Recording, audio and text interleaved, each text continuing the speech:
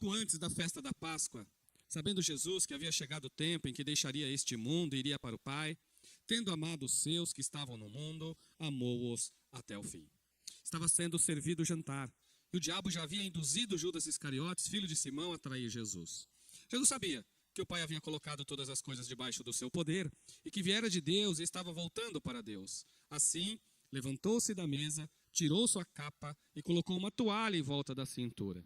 Depois disso, derramou água numa bacia e começou a lavar os pés dos seus discípulos, enxugando-os com a toalha que estava em sua cintura. Chegou-se a Simão Pedro, que lhe disse: Senhor, vais lavar os meus pés? Respondeu Jesus: Você não compreende agora o que estou fazendo. Mais tarde, porém, entenderá. Disse Pedro: Não, nunca lavará os meus pés. Jesus respondeu: Se eu não os lavar, você não terá parte comigo. Respondeu Simão Pedro: Então, Senhor, não apenas os meus pés, mas também as minhas mãos e a minha cabeça. Respondeu Jesus: Quem já se banhou precisa apenas lavar os pés. Todo o seu corpo está limpo. Vocês estão limpos, mas nem todos. Pois ele sabia que iria traí-lo, e por isso disse que nem todos estavam limpos. Vamos orar? Senhor, mais uma vez aqui, Senhor, na tua casa, depois de belos louvores apresentados ao Senhor, estamos aqui neste momento, Senhor, através da exposição, da análise do texto sagrado das Escrituras. Continua conosco, Pai, continua no nosso meio, falando ao nosso coração, nos dando instrução, para que cresçamos cada vez mais na tua palavra, no teu amor e no teu conhecimento. Em nome de Jesus. Amém. Uma das passagens mais importantes das Escrituras, onde nós temos aqui algumas lições sobre Jesus e o seu exemplo de humildade e principalmente de serviço. Todos nós temos um propósito na vida, que é servir aos nossos irmãos, servir a igreja, servir as pessoas. Esse é o nosso papel de servos e servas do Senhor. Pouco antes da festa da Páscoa, Jesus se reúne com os seus discípulos para um jantar. Não era ainda a ceia da Páscoa, claro, era um jantar anterior à ceia da Páscoa. A ceia da Páscoa vai vir depois, quando Jesus vai repartir o pão. Nós teremos a última ceia de Jesus. Esse aqui é um pouco antes de um jantar, então, anterior à próxima Páscoa, claro, um pouquinho antes da festa da Páscoa, um jantar que eles estavam reunidos com os seus discípulos. E hoje nós vivemos num mundo diferente. Naquela época o mundo era muito estratificado. Era difícil uma pessoa que nascia numa condição passar para outra condição. Então vocês imaginam que aquilo que era função de um determinado grupo de pessoas ia ficar nessa função para o resto da vida. E certas partes da sociedade não se envolvia com alguns tipos de ações, porque era só para aquele grupo de pessoas. Se aquela pessoa era um carpinteiro, a posição social do carpinteiro era o que ele ia exercer para o resto da vida. Não havia grandes mudanças, né, exceto em raras exceções, de uma função para outra. E o que a palavra de Deus diz? Que Jesus, já perto do tempo que ele deixaria este mundo, ele ama os seus discípulos até o fim. Jesus, quando vem a este mundo aqui, ele vem para cumprir um plano que havia sido estabelecido por Deus desde antes da fundação do mundo. Tudo que há neste mundo, Deus já sabe de antemão, ou Deus já soube de antemão. Toda a história da humanidade, Deus também já sabe de antemão. O nosso Senhor, ele é soberano, mas também é sabedor. Passado, presente, futuro, de todos os acontecimentos. E quando Jesus vem, quando Jesus encarna, quando Jesus começa o seu ministério de 3 anos e meio aproximadamente, não sabemos de forma exata, de 3 anos e meio, ele teve um propósito, um plano, um caminho a seguir, e o tempo deste caminho também estava estabelecido por Deus. A forma como isso ia acontecer, o local em que isso ia acontecer e o tempo em que isso ia acontecer, tudo estava já estabelecido por Deus. Então Jesus ama até o final. O amor de Cristo não é um amor que nós podemos dizer assim, através de critérios ou de méritos das pessoas. Jesus ama os seus discípulos. Jesus ama aqueles que vêm até ele. E Jesus cuida de todos aqueles que lhe pertencem. Antes de Jesus servir, antes do jantar ser servido, mesmo o diabo já induzido Judas Iscariotes, Jesus sabia que o Pai havia colocado todas as coisas debaixo do seu poder e que viera de Deus e que estava voltando para Deus. Então Jesus, tudo que Jesus faz é consciente.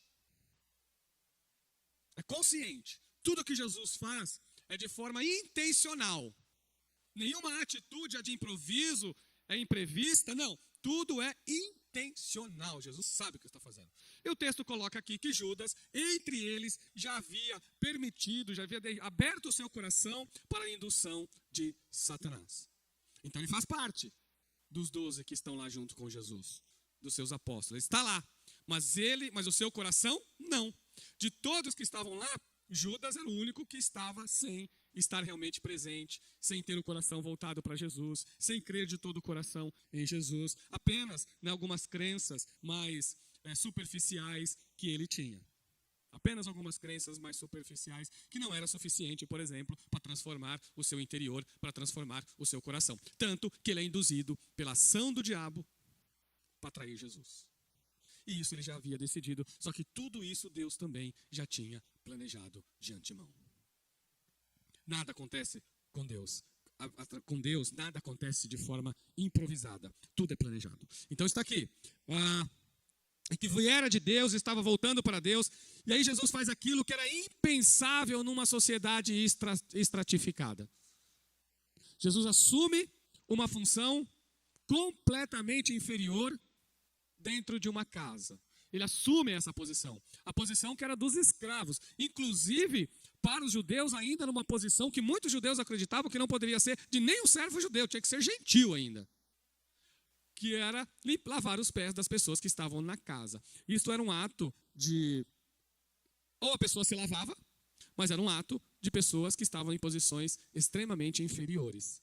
E Jesus assume essa posição. Jesus assume esse papel para servir.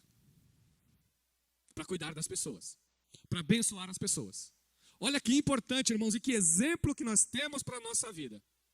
O mestre dando o exemplo máximo, que é servir ao outro. Não há outra maneira de abençoar as outras pessoas, a não ser tendo essa posição, enxergando o outro como uma pessoa importante, vendo no outro uma pessoa.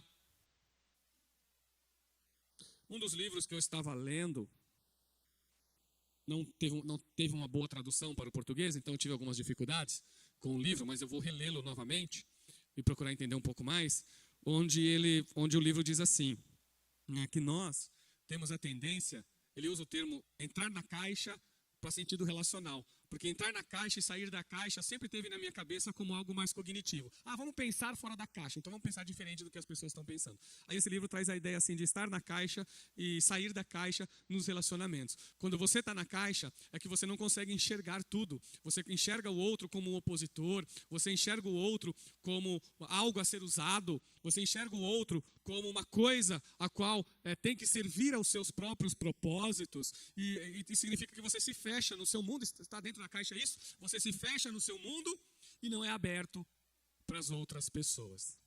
Os seus propósitos é que valem, os seus interesses é que têm valor, e não o do outro.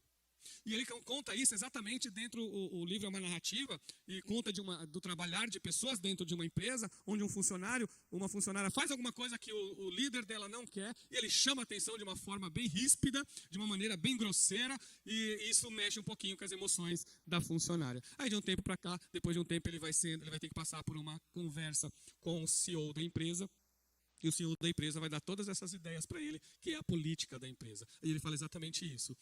Você já olhou se você está dentro da caixa? E ele falou, mas o que é isso? Aí ele começou a contar para ele toda essa história, né, de pessoas que só olham a si e vê o outro como o opositor e vê o outro como o problema. E aí uma das grandes verdades do livro, e eu quero contar isso para você, que tem tudo a ver com essa pregação, é o seguinte: quando você se relaciona com alguém e há um problema entre você e esse alguém, a culpa não é dele, a culpa também é tua. Porque você se colocou nessa posição. Então você é o problema. Sabe aquela coisa, a gente vem para a igreja, mas essa igreja aqui é fria, você está nela. Você não está fora dela, você entrou nela. Você entrou, você está dentro, você está sentado no banco. Ah, mas a igreja é vazia. Ah, mas os louvores não são bons. Mas você está lá, às vezes você nem cantou. Então você parte do problema. Por que você não cantou? Certo? Então, essa que é a grande verdade. Muitas vezes nós não assumimos a nossa posição e nosso papel e queremos sempre culpar o outro. O que Jesus faz aqui? Jesus participa da casa que ele faz parte.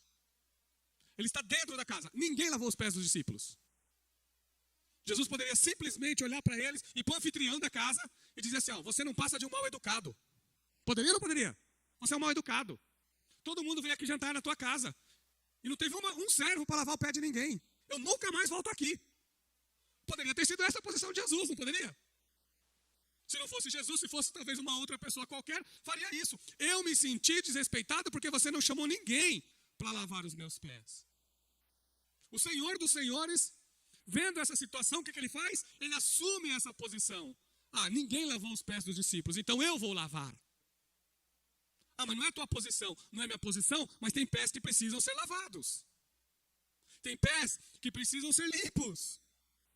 Então Jesus limpa esses pés. O que é que o livro apresenta o sair da caixa? Depois um dia eu vou dar uma aula de liderança sobre isso. O sair da caixa é quando você começa a sair mesmo do seu mundo e olhar o outro também. Não só a si, mas ao outro. Outra pessoa, o outro é importante também, não só você. Não é só você, não são só as suas ideias que valem, a do outro também tem valor. E aí nós vamos descobrindo esse grande relacionamento, a grande ideia que é a questão da nossa própria humanidade. Todos precisamos uns dos outros. E todos nos completamos uns dos outros. Todos dependemos do outro para crescer, para ter oportunidades, para desenvolver o seu trabalho. Todas as pessoas precisam de outras pessoas. Não tem aquele que fala, não preciso de ninguém.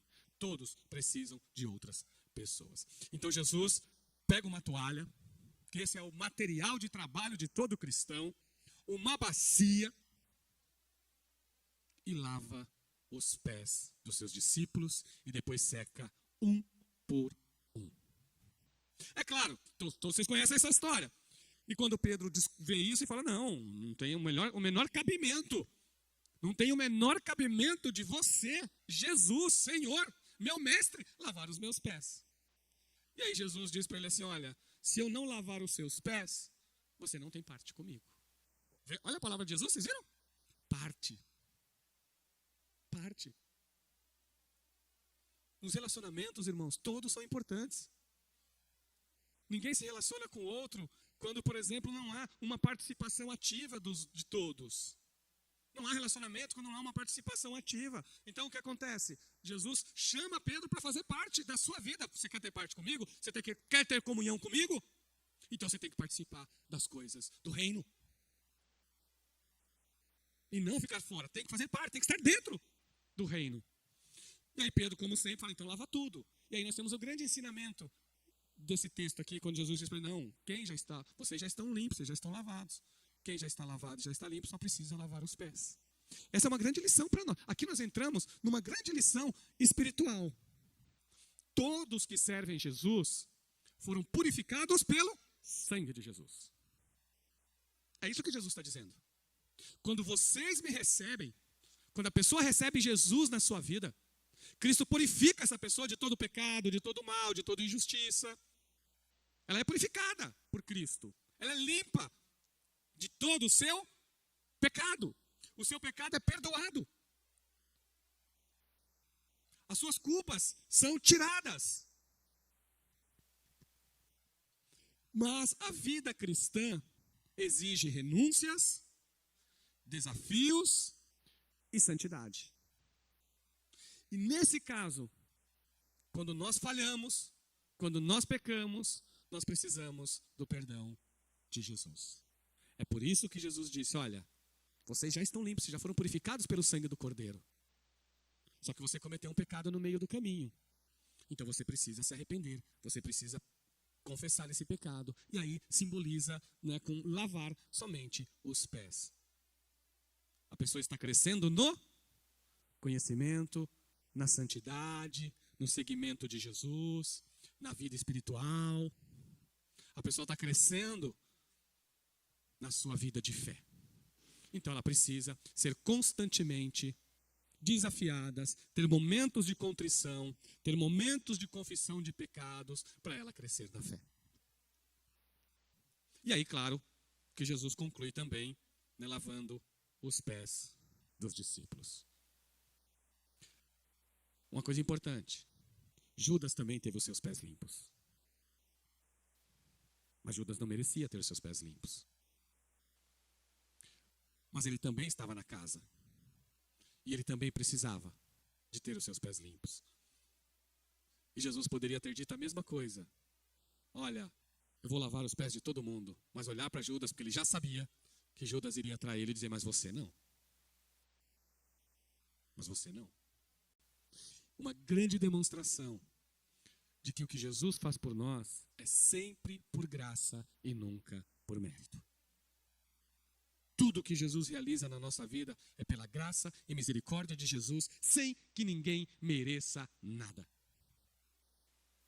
Graças ao bom Deus, 11 pessoas tiveram seus corações purificados, as suas vidas transformadas pelo poder do Evangelho. Mas irmãos, a grande verdade do Evangelho é que algumas pessoas rejeitam o chamado do Evangelho.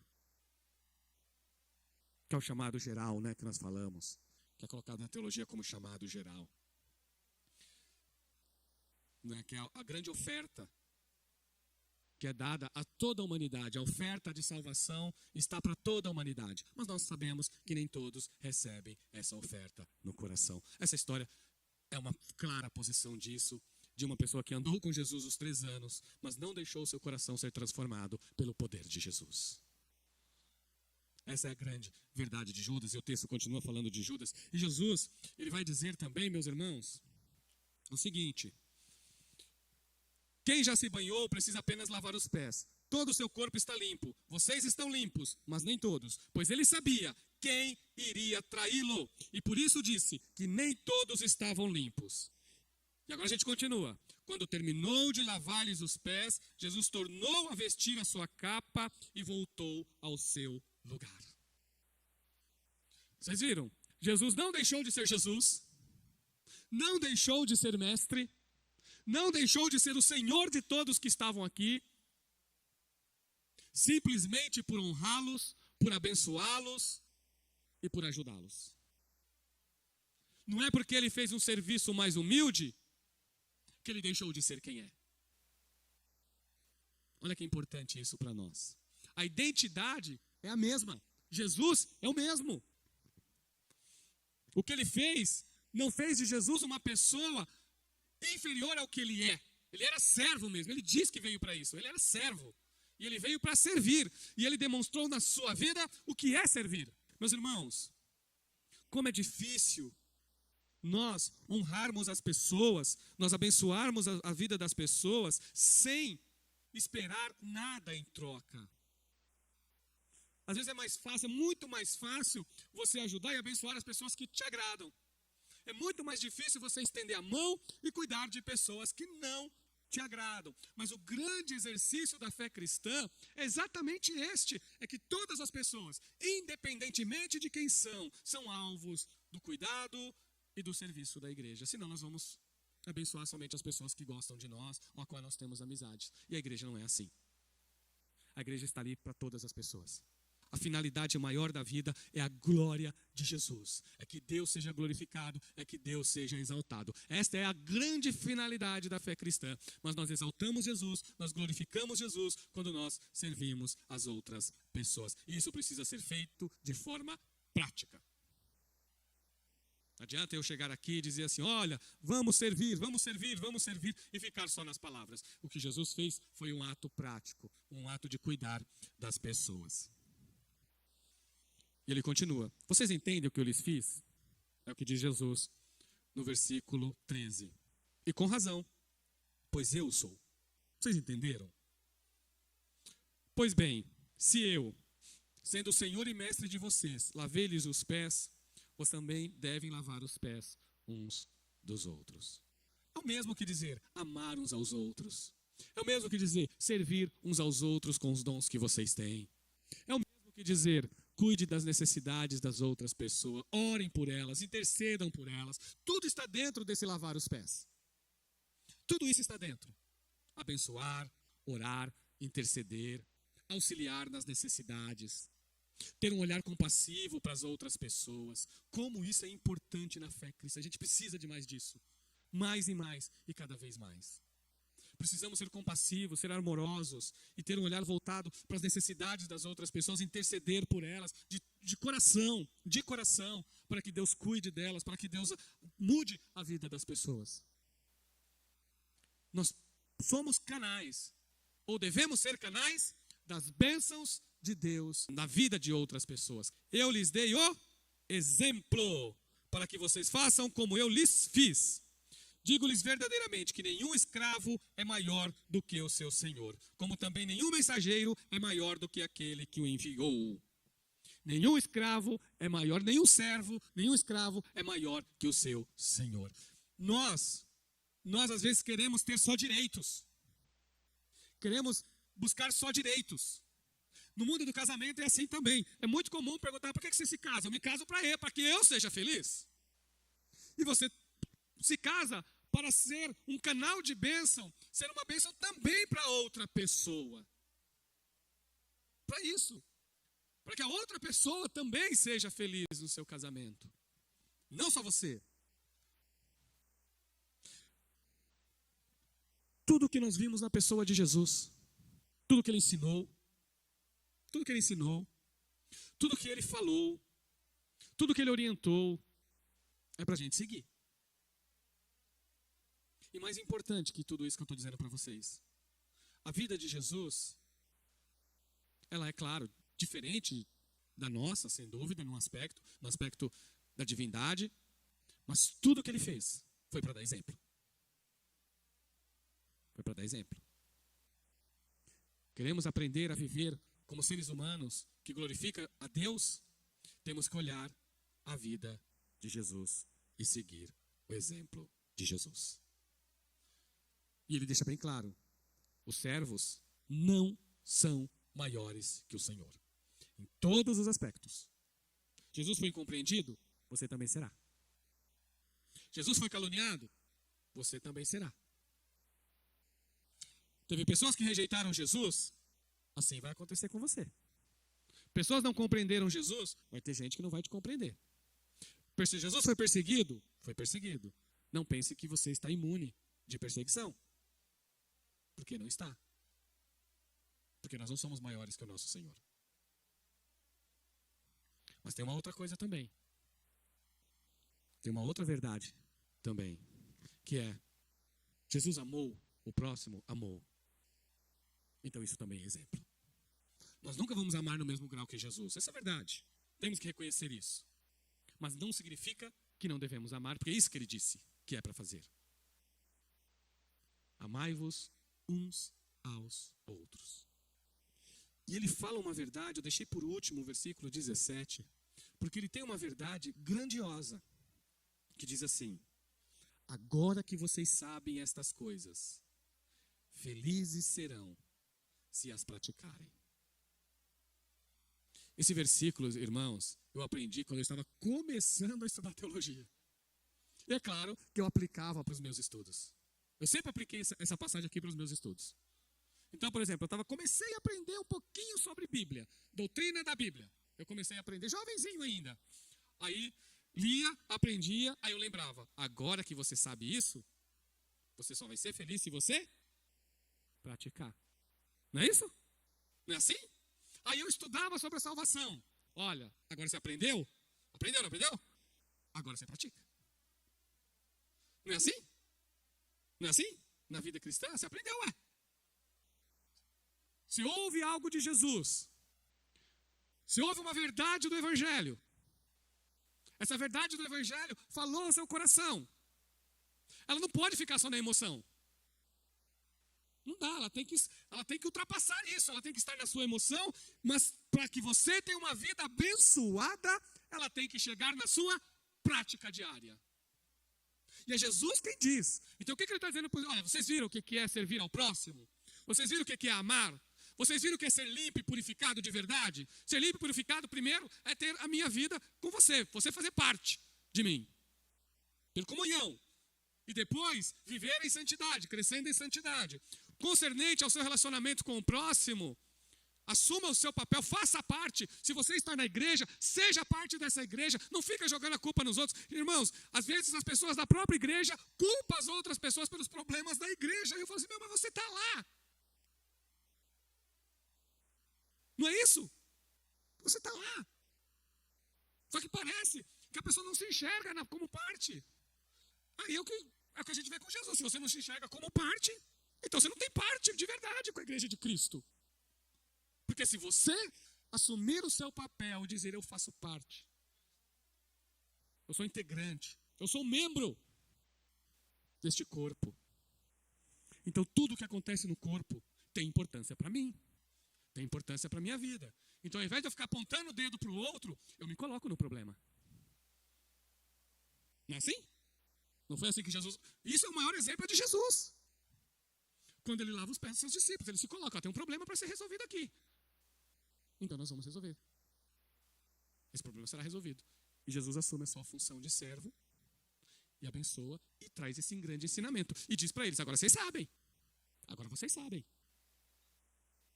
Agora, vocês querem ser felizes de verdade? Começa a praticar. Aí a bênção é completa. Aí a vitória é completa. E não só praticar quando os meus interesses são mais importantes. Se me interessar, eu pratico. Se não me interessar, eu não pratico. Não é assim. Aquilo que nós ouvimos, aquilo que nós aprendemos, aquilo que Jesus fala ao nosso coração, nós temos que colocar